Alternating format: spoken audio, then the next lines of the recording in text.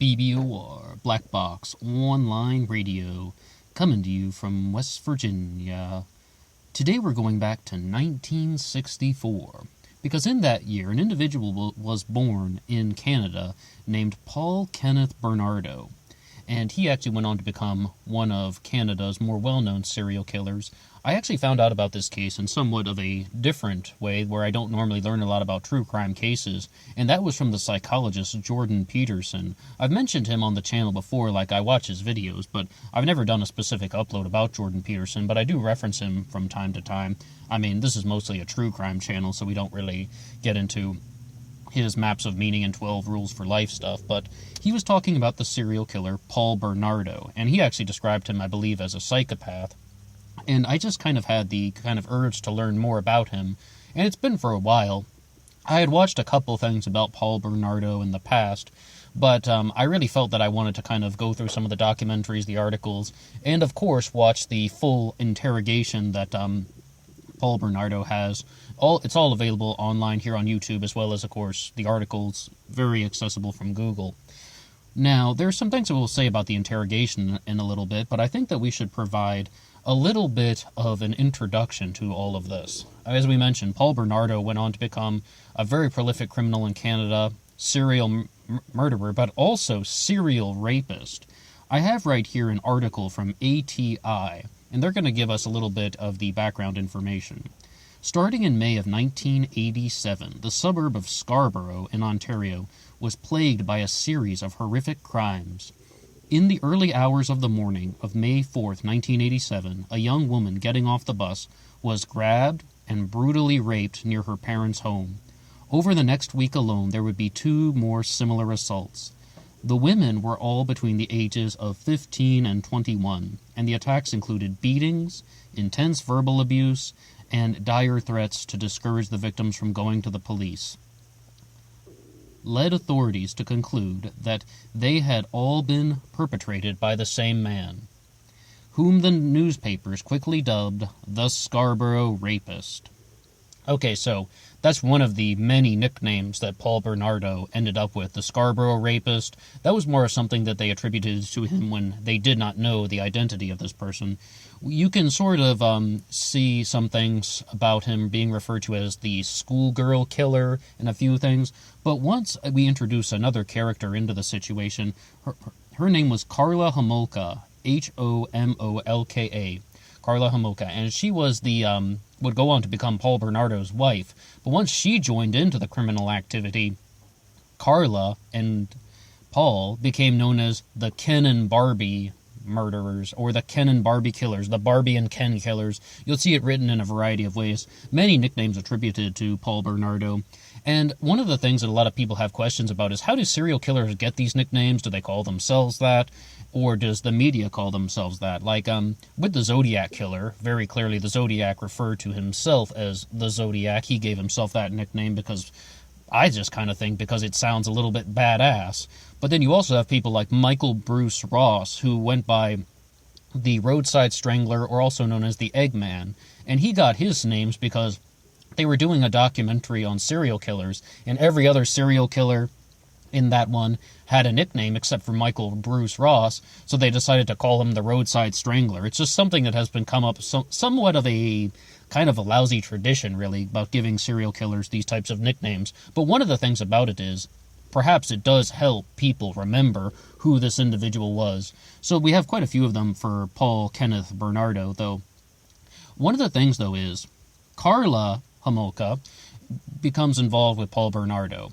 And some things that they said in this documentary that is available online from the Serial Killers channel, the name is just Serial Killers, ... They have 3 kind of like dots at the end of it.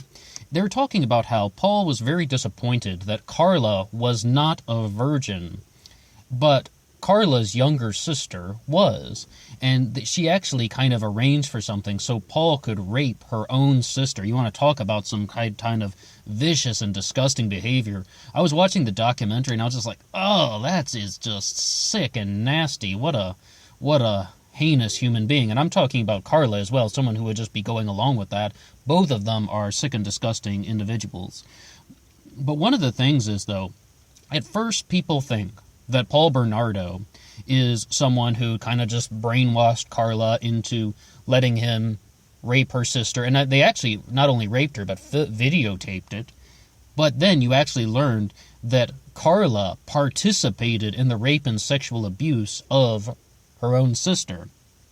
In short story, though, is just that both of these people are very much disturbed and very much deranged, very deranged individuals. And one of the lines at the end of this documentary, once again available on the Serial Killers channel, Serial Killers ... is the name, they were saying that there's a possibility that Carla could actually be even more psychopathic than Paul Bernardo. I mean, when you hear some of those vicious things like that, what she would do to her own family, it's possible. I don't know 100% though.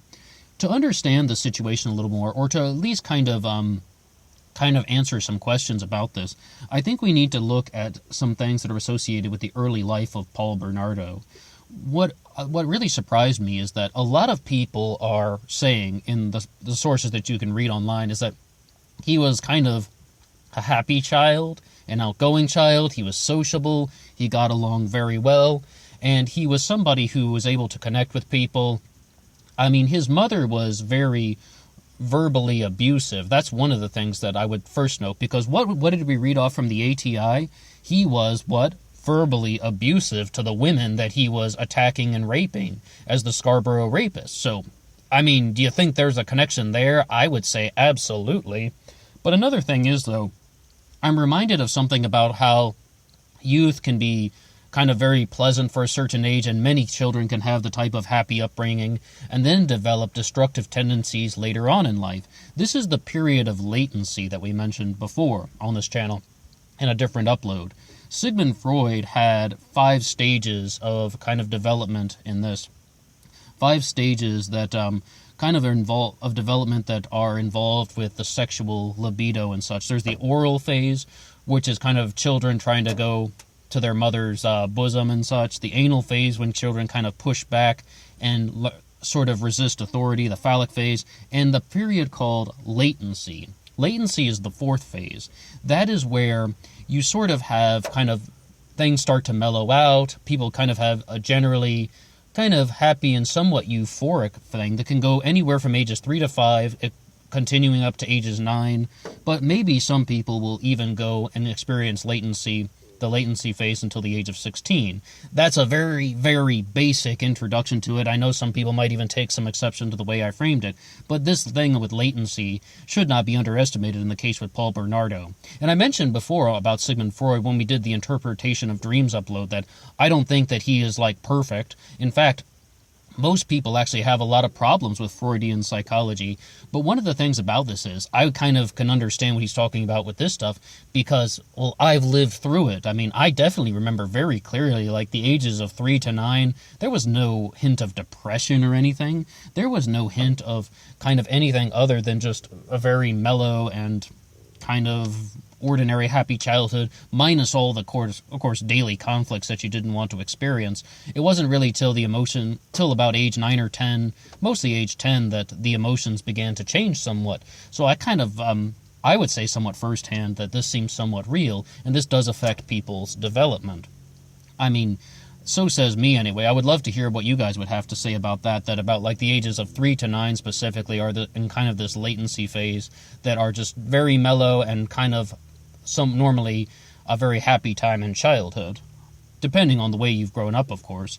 But one of the things that is very important to note with Paul Bernardo is when he was 16 years old, his mother revealed to him that his father was not actually his father, that he had been conceived because of an extramarital affair, and the person that he had been calling dad his whole life was not his biological father. They really do believe that this really contributed to a lot of the things associated with Paul Bernardo's mental state. We saw something very clearly on this channel with the case of Daniel Marsh, who was somebody who actually had his mother leave the family because his mother had an affair with his kindergarten teacher, this was a homosexual romance. His mother came out as a bisexual, and she ran off with his kindergarten teacher.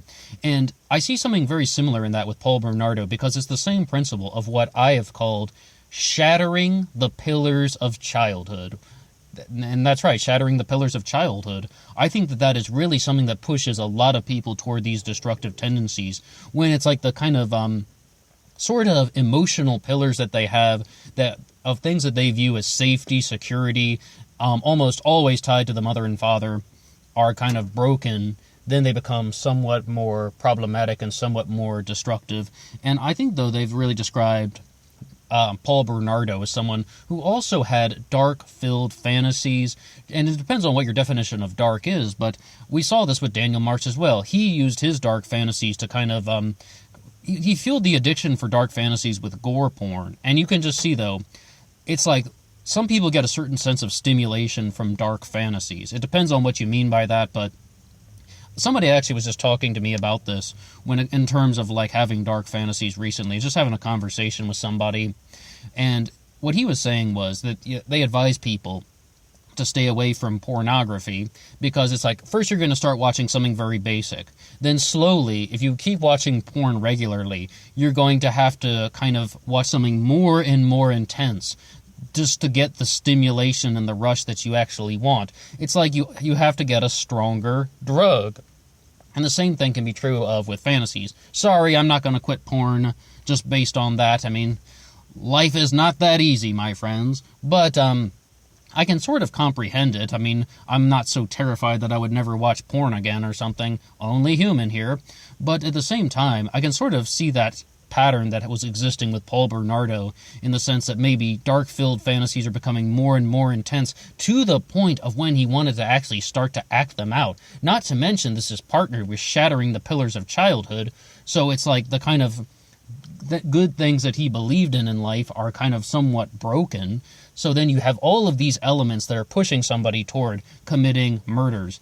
I believe, if I heard correctly in the documentary that I was citing, he actually started harassing women in kind of more of a groping fashion before he kind of launched into full-on rape. He would attack women, but it would just be things like groping, improper touching, and of course verbal abuse, and slowly that escalated into rape.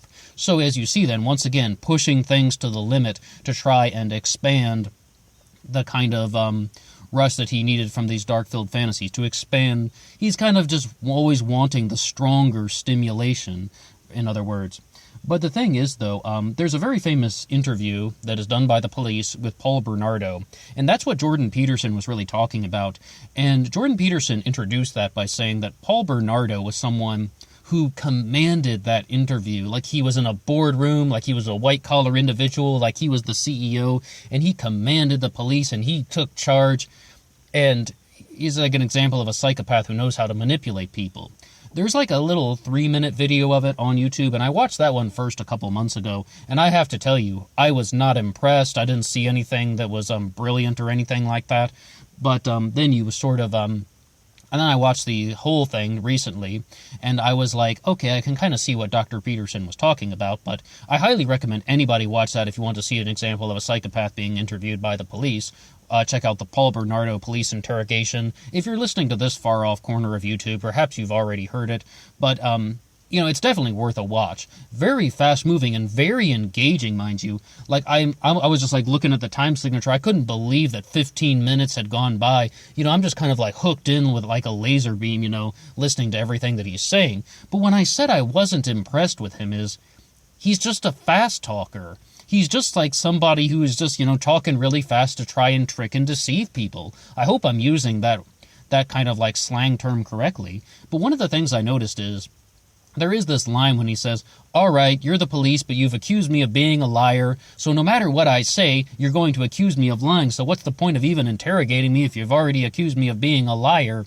He says variants of that statement for about 5 or 6 minutes, and once again, it's like, all right, I guess that's somewhat of an insightful statement, but I was much more impressed with the way that the people who were involved with this interrogation and this interview, really, are just able to cut through him like a hot knife through butter, and they're just kind of like... they know that they're being manipulated, and they don't fall for it. And I think it would be kind of a different story if Paul Bernardo was somehow able to get away with all of this. But he was not, of course, and he was indeed convicted. Once again, I wasn't super impressed with any sort of thing that he was saying. It's almost like one of those people, and I believe that it was Judith Regan who kind of used the description of someone who thinks that they are such a brilliant manipulator and that they can just manipulate everybody, but in reality they fool no one. That was kind of my response watching somebody like Paul Bernardo. I was not very convinced that he was like some sort of brilliant and thoughtful manipulator during that interrogation. But that's just my take on it anyway. But as we mentioned, yes, indeed, he was caught and convicted. He was caught, and one of the things about this is that Canada, of course, does not have the death penalty. A couple days ago, we were talking about Charles Ng, who I believe was apprehended in Canada, and they couldn't extradite him back to California because California had the death penalty, at least at the time anyway. I'm not sure about now. I haven't done any Google searches on that recently. But the thing is, though, it's like Canada is opposed to the death penalty, so he was given life in prison without the possibility of parole for 25 years. But there's something in Canada. If somebody is a danger to society and a threat to society, they can extend their sentence and the parole cannot even be granted or up for anything. They have a similar thing in Norway, actually, that they dealt with the Anders Behring Breivik case. Like, he was sentenced to 21 years for the murder of 77 people, and they're like, what on earth? That's crazy. That's like 4 months per each victim. But in reality, there's also something, I guess this is just the way that things are done in kind of, well, this type of law, is that if someone is a danger to society, then they are not going to be released, even if their sort of sentences are up, and the Norwegians have their own rules, and the Canadians apparently have their own rules too. Once again, I'm not Canadian, and I'm from West Virginia, so we got something else going on here in the States. But one of the surprising things about this is that Karla Homolka was actually only given 12 years in prison. Excuse me. And she was actually kind of just very much involved with these things. So it seems like people were just kind of outraged about that. But the reason why she was given such a small amount of prison time was they believed that she was giving information to kind of go against Paul Bernardo. Got to drink some water here. I don't like to drink anything while I'm recording. It's just my throat got a little bit scratchy. So aside from that, though, it's like, not to mention, though, she participated in the sexual assault of her own sister. And people are just very, very much opposed to her only getting 12 years in prison. The media called it the deal with the devil. And in short, they actually said, though, the possibility, right, that we've already said before, that maybe she's even more psychopathic than he is, and she's only getting 12 years in prison. Oh, I mean, it really makes you sort of wonder about the case, but one of the things is that she did provide information about Paul Bernardo. And if I recall correctly, I'm getting a little bit blurry on this exact detail, it was Karla Homolka that actually provided the information to the police that there were videotapes of the crimes that took these crimes taking place, including the sexual assault of her sister. And I believe that they played the audio of these things in court, and the audio was even made public for a while, and there was some more outrage going on with that. The whole point is, though, Paul Bernardo was a very sick and twisted person, but I don't think that this is something that is absolutely surprising when we look at many different serial killer cases, and we look at many different instances of where somebody is challenging the system, somebody feels rejected from the system, somebody feels rejected from life, rejection from society. We have said this countless times on this channel, and not only that, but also being rejected from his own parents. I mean, finding out that, his verbally abusive mother had an affair, and that his father isn't really his father. That's the shattering of the pillars of childhood, as well as always kind of growing up with this sort of kind of dark-filled fantasy-style rage that he didn't necessarily know how to control. And at one point, he probably decided that he didn't even want to control it, and he wanted to act out on his dark-filled fantasies, because as we said, though, it's increasing the stimulation, and you're making it stronger and stronger, and it's like just someone being addicted to a drug, pretty much. So I don't think that these things are completely out of the line. Once again, though, I got to say, though, that this is just my interpretation of the evidence. I'm not a psychologist. I'm not a psychiatrist, not even close. I'm just somebody who watches the stuff online like anyone else, and this would be just sort of my response to everything. I would love to hear what you guys would have to say about some of these things involving Paul Bernardo, and I would love to just hear any comment you would have on this case. On this channel, we had previously mentioned some things about the Casey Anthony trial, and we might be going back to that one tomorrow. Maybe we'll be putting up some other things. So if you get a chance, I hope you will check out some of the previous uploads that this channel has done on Casey Anthony. And we're going through a 3-part miniseries that was put out by ITV. No, not by ITV, by ID on the Casey Anthony trial and the death of Kaylee Marie Anthony. So that could be something to look forward to tomorrow. But that's all for me now, and I would love to hear what you guys would have to say about my very basic introduction to the serial killer Paul Bernardo, who went by many different names. Until next time.